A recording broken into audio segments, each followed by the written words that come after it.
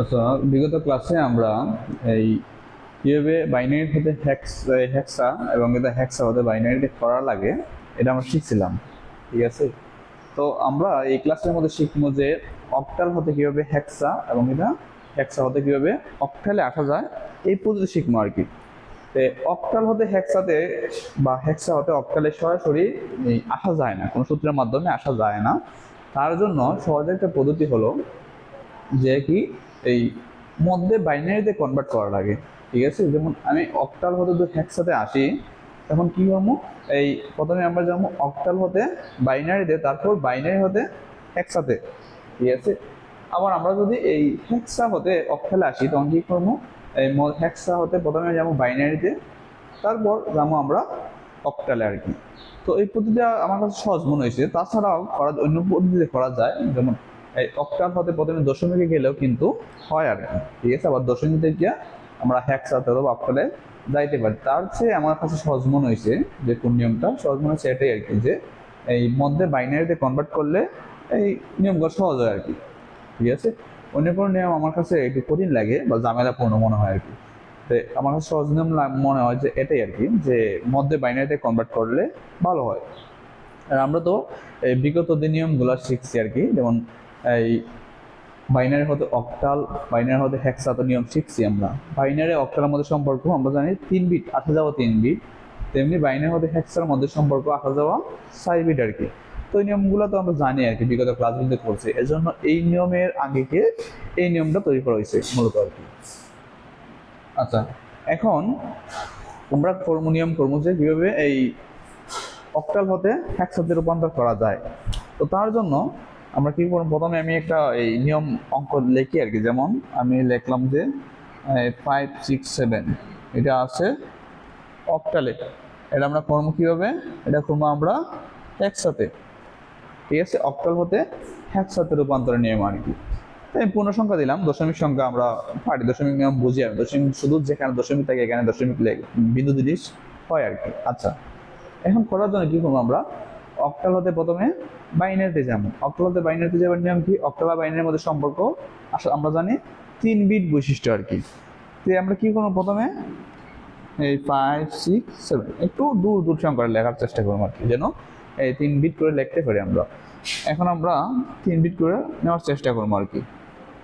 এই কোডগুলো আমরা সাইড দিয়ে লিখতে পারি, যেমন কিটা 3 কোড কি ছিল, 1 ছিল, 2 ছিল, 4 ছিল আর কি। এই হলো 3 কোড বিশিষ্ট আর কি। আচ্ছা, অন ফার্স্ট এই ফার্স্ট হইতে গেলে কি করা লাগে, আমরা কোন কোন গড়গুলো নিচে এই অন করা লাগবো, যেমন সাইডের নিচে আমরা 1 দিলে সাইড কিন্তু কাউন্ট হইব, আর একের নিচে 1 দিলে কিন্তু 1 কাউন্ট হইব। তার মানে 1 আর 4 যোগ করলে কিন্তু 5 হয়, মধ্যে 2 লাগবে না, তোমরা 0 দিচ্ছি। যেমন 6 সংখ্যা লিখতে গেলে কি কি গড় মানে কাউন্ট করা লাগবো, তাই 4 কাউন্ট করা লাগবো, 2 কাউন্ট করা লাগবো, 1 লাগবে না, 1 এর নিচে আমি 0 দিচ্ছি। 7 হইতে গেলে কি করা লাগবো, 7 হইতে গেলে আমাদের এই 3টার নিচে 1 দিলে বলতে 3টার সংখ্যা কাউন্ট করা লাগবে আর কি, তাহলে আমাদের 7 হইব আর কি।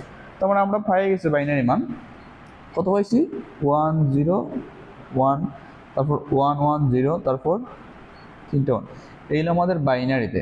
তো এটাকে জোর করে আমরা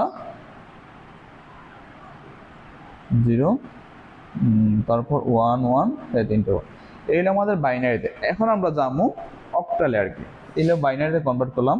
এখন আমরা অক্টালে যাবো, অক্টালে যাওয়ার জন্য কি করবো, প্রথমে আমরা সংখ্যাগুলো লিখবো আর কি। হ্যাঁ, 3টে 1, 0, 3টে 1, এই সংখ্যাগুলো লিখছি। এখন বাইনারি থেকে অক্টালে হেক্সাতে যাওয়ার নিয়ম কি, বাইনারি থেকে হেক্সাতে যাওয়ার নিয়ম হলো 4 বিট। ঠিক আছে, যেহেতু পূর্ণ সংখ্যা আমরা ডান দিক থেকে বাম দিকে আসবো আর কি, এলে 4 বিট, এলে 4টা, তারপর এল আমাদের 4টা। এখন এখানে একটা 1 রয়ে গেছে কিন্তু, আর 4 বিট গঠন করতে গেলে আরো 3টা 0 লাগে, মানে 3 ধরনের কোড লাগবে। তো 3 ধরনের কোড আমরা কি দিব, প্রয়োজনে 0 দিব আর কি। ঠিক আছে, এই 3টে 0 দিয়ে আমরা 4 কোড বিশিষ্ট বিট গঠন করছি। এখন এই 4 কোডের মান কত আসে আর কি, এটা শুধু আমরা বসাই দিব আর কি। আচ্ছা, এই কোডগুলা কি ছিল, 4 বিট কি ছিল আমরা জানি, এই 8, 4, 2, 1, এই আমাদের 4 কোড আর কি।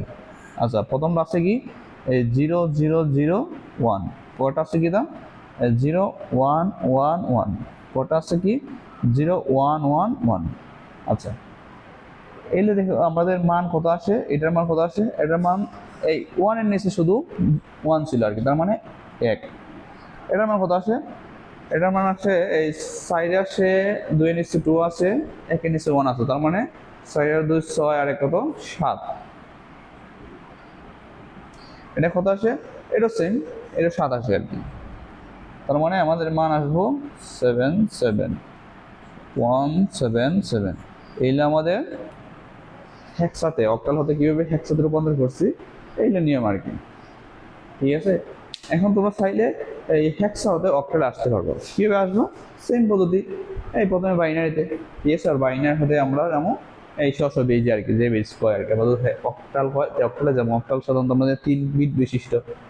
ঠিক আছে, তাই আমরা একটা নিয়ম শিখছি, আমরা আরেকটা নিয়ম শিখি আর কি।